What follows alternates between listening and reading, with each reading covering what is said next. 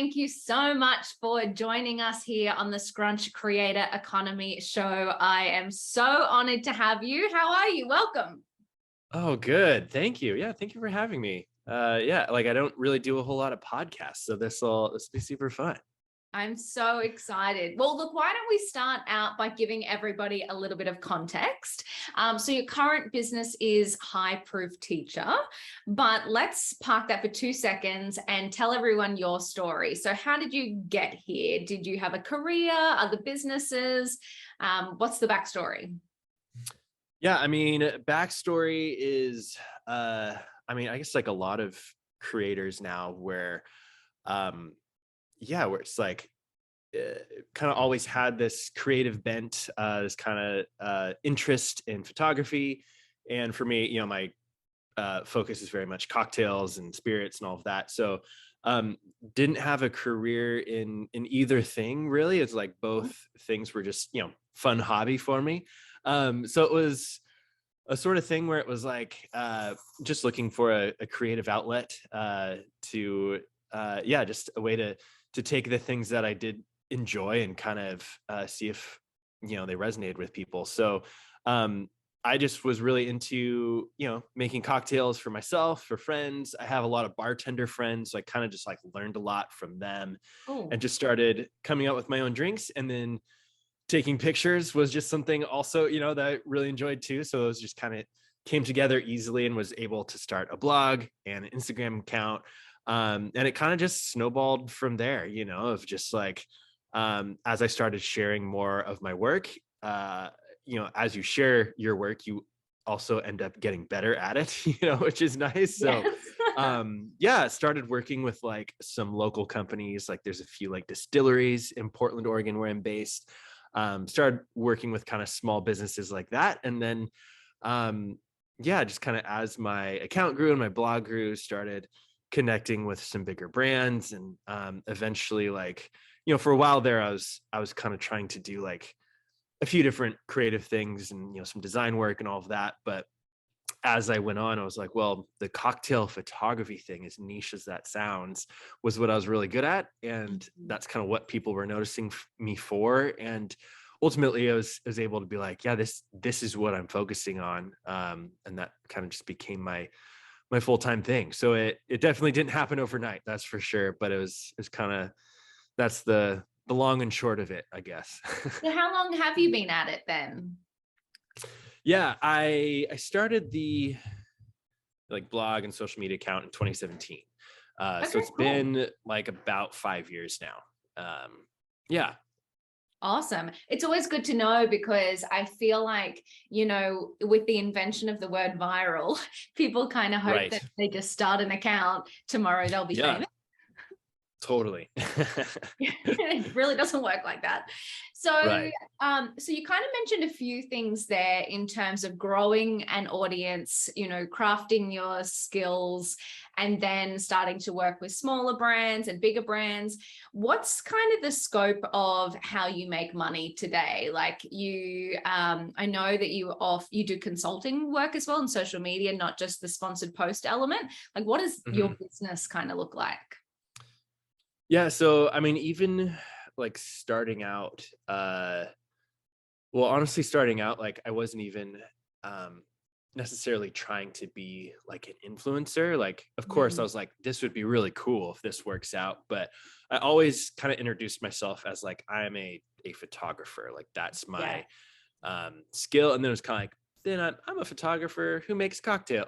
So it's kind of like I kept like adding levels to it, because so that's where it's tricky now, where I feel like, especially with a lot of creators, like I almost have to be like this Mhm. multifaceted creative, right? Mm, So so now it's like I'm pretty well established as an influencer and get sponsored posts and all of that. But I also work with a lot of clients just as a commercial photographer.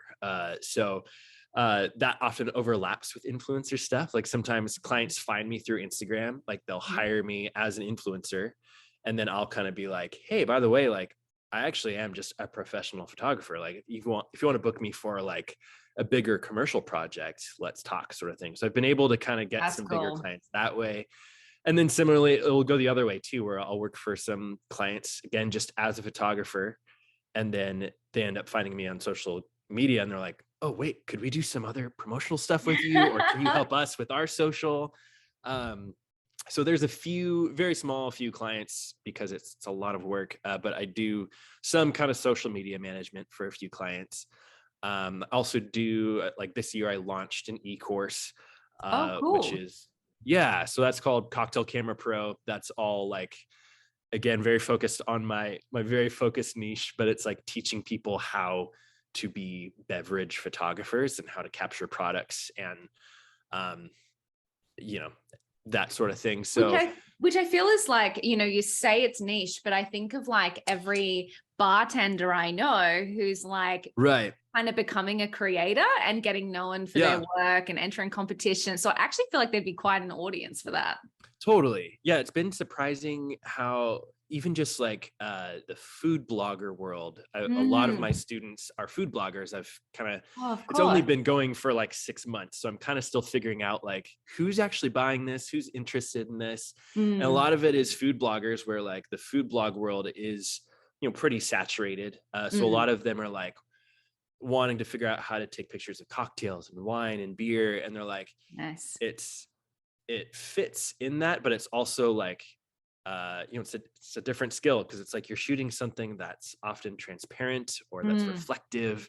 Shooting glassware is a little different than shooting cake or whatever. It's just like Yeah. a little bit of a different thing. So that's been cool to see. Like there's just been a lot of kind of food photographers or food bloggers who are jumping in there as well. So Yeah, well, I love that too, because I think you're right in terms of saturation of different industries. So, creators being able to, I guess, craft their skills and stand out in their industry is going to become super yeah, important.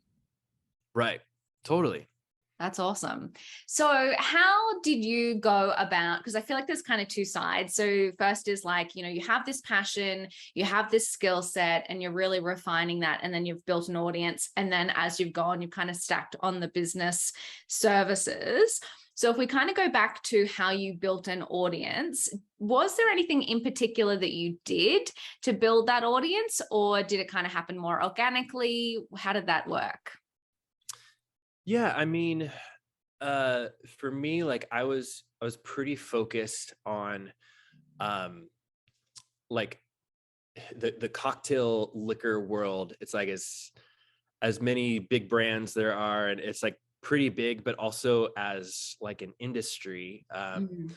there it's like fairly small, which sounds weird to say, but like there's um like any industry, there's kind of like these circles that you can get in where Mm. in the cocktail world, as I was kind of getting to know that, and like I said, I was working with distilleries and then some bars and stuff locally, and would kind of get an idea from them of like what events I should go to or who I should meet, sort of thing. So from pretty Mm. early on, I was pretty intentional on um like I don't want to just be just on a phone on a screen. Like I actually want to, part of what makes the cocktail world and that industry so beautiful is like there's so many cool people doing things around the country and around the world. So pretty early on, I went to this event called Tales of the Cocktail in New Orleans. Cool. But it's like a big, it's kind of a big party for a week, but it's very much focused on education for bartenders and bar owners and enthusiasts like me. So they do a lot of seminars in the mornings, and then in the evenings there was like brand activations and big events and stuff. Mm. So I ended up like going to one of those kind of the first or second year I was kind of doing this, and just met like a ton of bartenders and authors and PR people, just like all these people who kind of interact with the kind of cocktail and liquor world. Mm. And that was pretty big for me just because it was like, I was like, oh, I can actually like get to know specific people from all over the country, some people from all over the world. And a lot of those are people on the brand side, some are on the Mm. PR side, so those are kind of the people that would be more likely to be hiring a photographer or a social media person, so, Yes. but also just getting to know bartenders who are also like they're kind of just the industry influencers of the cocktail Yeah. world. They're the people selling the stuff, and they're people that are actually interacting with consumers. So even just getting to know certain bartenders was huge, because they were like, oh, let me introduce you to this guy, he owns this brand. And so That's kind so of from cool. there, yeah, so kind of from there, it was like, just got to know a lot of different people, and then they kind of connect me with other events. So really is kind of the power of in-person networking, and that very much translated to the digital world as well.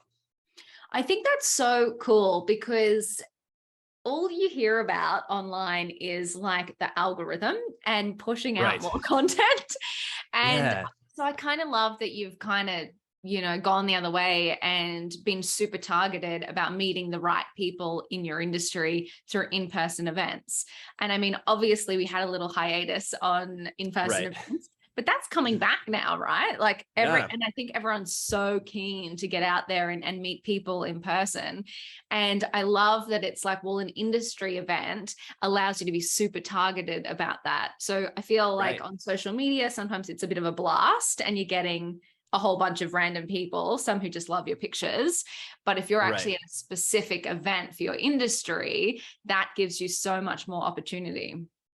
Totally. Yeah. I just got to go back to that Tales of the Cocktail event last week. So it was the first Oh, time cool. they did it since the pandemic. So it had been, 2 or 3 years. Mm, And it was just, it's always fun, but it was just like even more just beautiful, and like, just because people were like just so happy to be there and to be around mm, people again. mm, Yeah, especially just uh and got to connect with a lot of people who I only know online or met online in the last few years. So it was really cool to mm. just be like, yeah, kind of like what you're saying of like, oh, like, you're just used to staring at a screen or talking about, okay, how do I beat the algorithm today? It was Yes. so cool to be like, wait, there's actually people behind these screens, and these people liking and commenting and interacting are real people. And Yeah. the stuff I put out actually does, impact people. And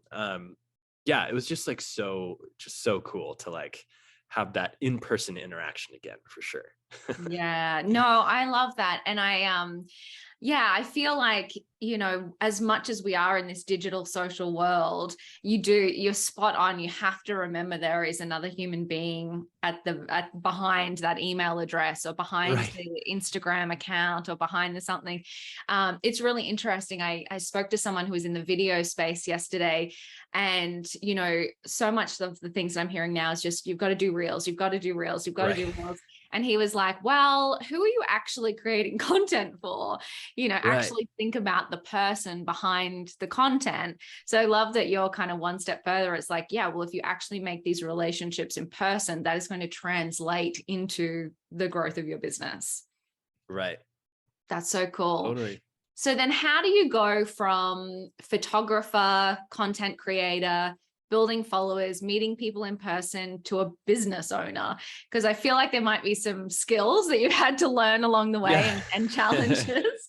How have you, navigated business world? Yeah. Yeah, it was definitely learn as you go, fake it till you make it sort of thing. Yeah, and like I feel like part of it is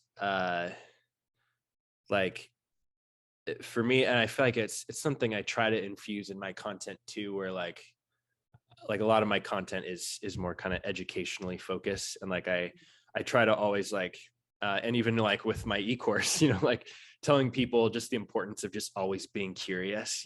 So for me, that's just something where even in how I got into this, it was like I'm not a bartender, I'm not a photographer when I started this stuff, and it's like I just kind of became those things because I just was like, I want to learn about this stuff, and Yeah. whatever I need to do to learn how to do it, so that's been the same thing on the business side too, of like, once I kind of got into this, it's like, oh, I'm kind of a photographer now, I should really learn how to do this well. And it's like, oh shoot, like I'm actually doing this as a business, I should figure out how to do this like business stuff well. Yeah. So that often, like, for me means, looking up whatever I can find online, but it's also usually kind of looking towards people who are maybe a little ahead of me, Mhm. or people who either are kind of in the same circle or maybe just like a few steps removed. You know, the cocktail influencer circle isn't very big, so sometimes it was like, well, who's doing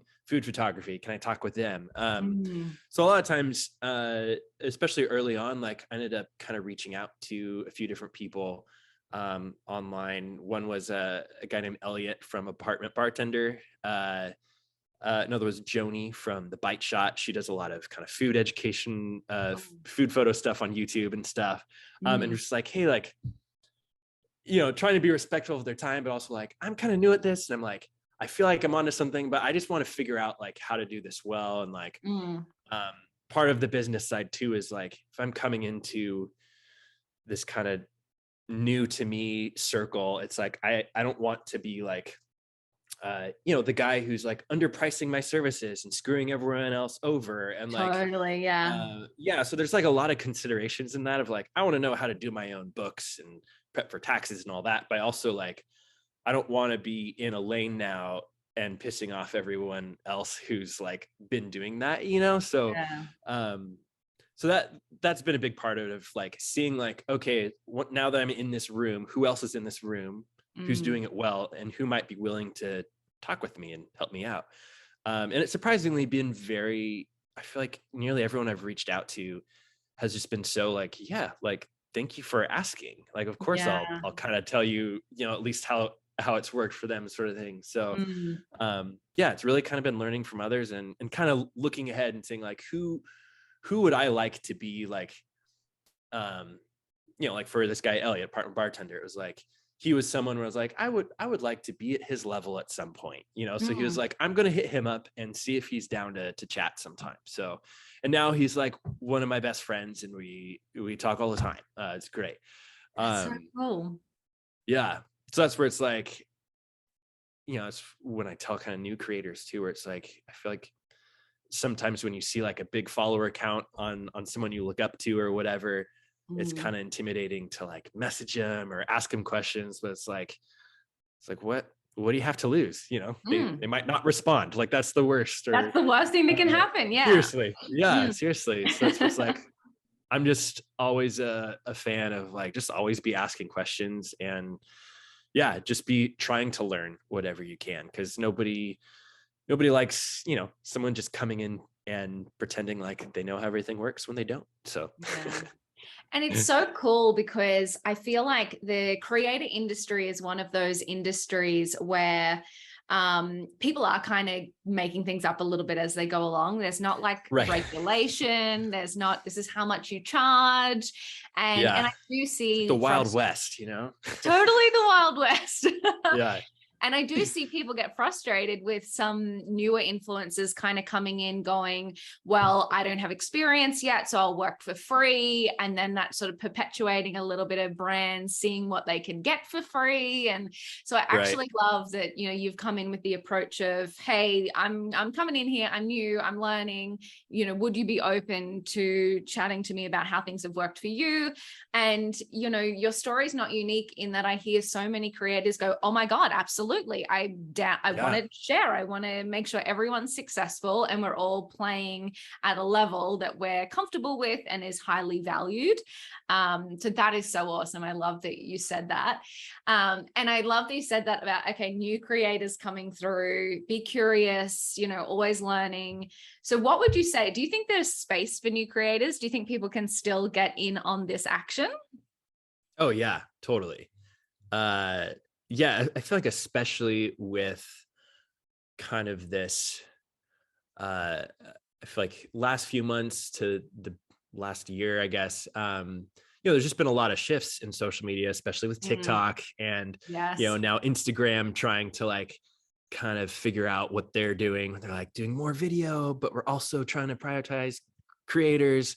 And, you know, everyone's upset that they aren't focused on photo anymore, but now they're like, oh, but we still are focused on, you know, so it's just kind of like this weird time in social media. But I feel like, yeah, it's like for a while, I feel like I heard a lot of people saying like, oh, if you didn't, if you haven't started and, you know, Instagram account with the intent of kind of growing it, if you haven't you know, if you're just doing that in the last few years, like it's too full. Like, you had to start 5 or plus years ago to make it. But I'm like, there's literally a friend of mine started her account in April, and it's like she blew past like 70,000 followers in a few months. Wow. Like, is really doing well. And I'm honestly like, that's so cool. Like that. Totally. I think it's definitely difficult. Like, I think Mm. where people are frustrated now is that, you know, the things that have worked for a long time just don't work anymore. You Yeah. can't just have a feed full of pretty perfectly curated photos. Like that just Mm. isn't how things work. So people get upset that their Mm. engagement's gone or whatever, but it's like, no, it's just like what people want to see and what people engage with is different, has Mm. changed.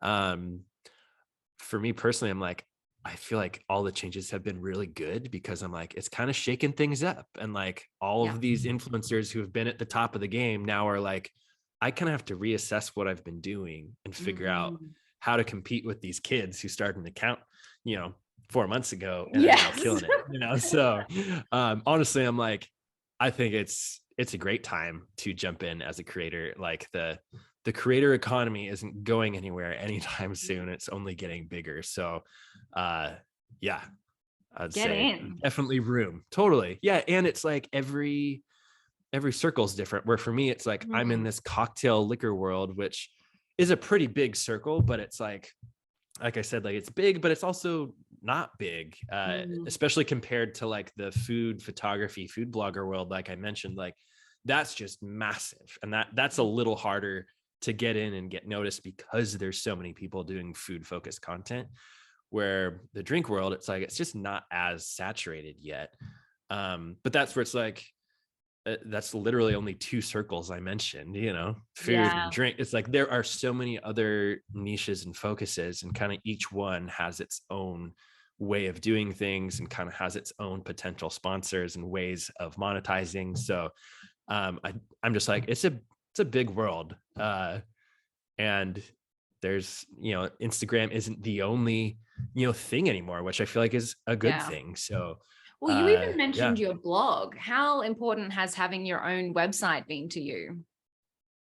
Yeah, I mean, website it's been an interesting relationship because I I'm like not someone who, like, as soon as you start talking about SEO stuff, I'm kind of like, Mm. oh like That's a I'm way whole more other like, thing. right, yeah, I'm like, I want to be like in for me, like social media is so much more fun because it's like you're actually in the imagery and the video and you're Mm. creating it, and it's um there's still, it has its own headaches, of course, as we all know, but um that just kind of has taken more of my focus. But then there's of course the part where it's like, well, you don't own the platform, you don't own the followers. So Yeah. that's where, you know, part of having the blog and being able to build a mailing list has been really important, which has in turn been really key for this e-course I launched, where like so much of it is I promote it on my social media, but a lot of it is email marketing, and that's kind of usually how I get a lot of people signing up. Is once I kind of get people to my website and in my email list, you know, there's kind of that whole funnel idea. So, Mm. um, yeah, so it's definitely been a bit of a process where I feel like for a while I didn't use my website a ton other than just kind of posting recipe blogs, but at Mm. least always having an option to subscribe and to grab Yes. someone's email address. Even if I wasn't sending a ton of emails, I feel like that in itself has been really valuable. Uh, just to, you know, if I was to lose an account or Instagram was just to decide like, oh, nope, we aren't going to do alcohol focused content Mm. anymore, which is certainly Totally. a risk, you know? So, Yeah.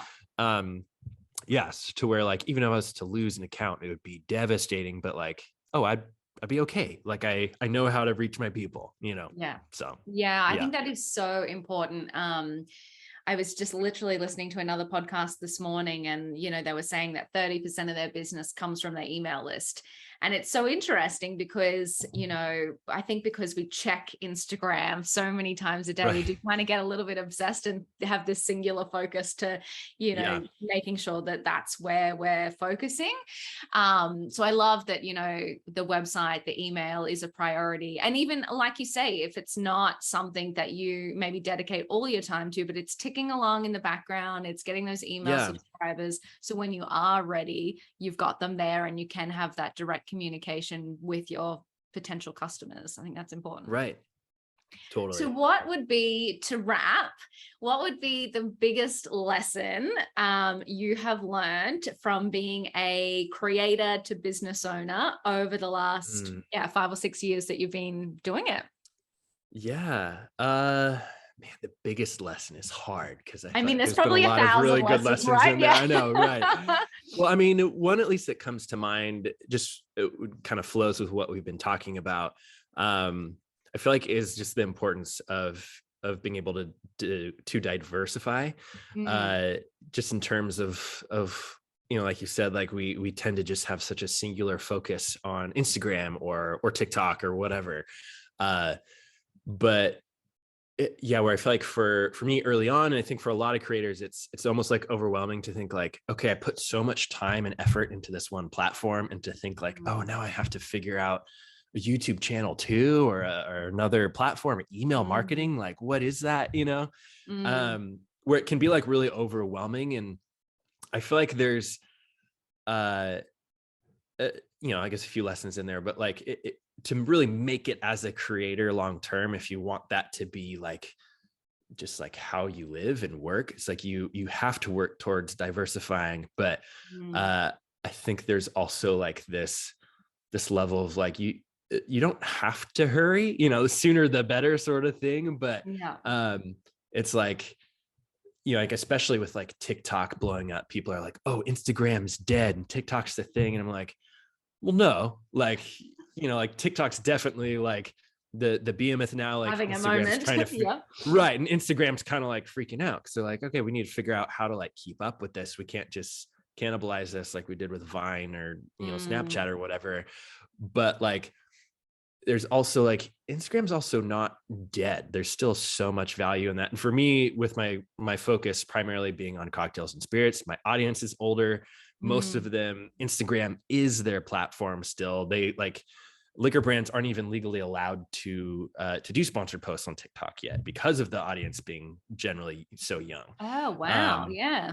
yeah, so it's like some people still kind of get around it a little bit, but that's where I'm like, it's good to be like, you know, keep your eyes kind of ahead on the trends, but also Mhm. like, um, you know, things move fast, but they also don't of just Yeah. like, it could be as simple as like what we were talking about of like just having a website with an option to subscribe, even if you aren't using it, just having something that is kind of growing in the background, or like I mentioned, like a YouTube channel where like that can be a lot of work to do a YouTube channel really Mm. well. But like say like, okay, I'm going to do one video a month. Like that's pretty easy. And just like start promoting that to your Instagram audience. If that's where most of your people are, just kind of slowly start giving people like just little views into like, oh, Option. they do this too. Yeah. And like, I can find them Mhm. over there. And like, they aren't all going to go over there, but if you get a few over there, great. And that's where it's like, I feel like sometimes that fear of like, oh, I need to diversify and I need to do it today, it ends up stopping you from even trying. So Yes. that's where I'm like, just like, yes, you need to diversify, but uh, also like trying to keep that in balance with like you can go slow, because honestly, like if you just start sharing all this stuff from another platform, people probably aren't going to like that anyway, you know. So Mm. um yeah, so like both diversifying but also just like um The try to like balance take a little, almost. yeah, the balance, and Mm. like take a little pressure off yourself too, of like Yes. you don't have to build a whole new platform tomorrow. um just see if you can get, you know, a few people who follow you on your Instagram to follow you somewhere else. That's a huge win, you know. uh just kind of, even just those little efforts can really have um yeah, a lot of benefit later on. So yeah. Amazing. Well, Jordan, thank you so much for taking the time to share your story with us and all of those insights. It's been an honor to have you on the Creator Economy Show. Appreciate your time. Thank you. Yeah, it's an honor to be here. So fun.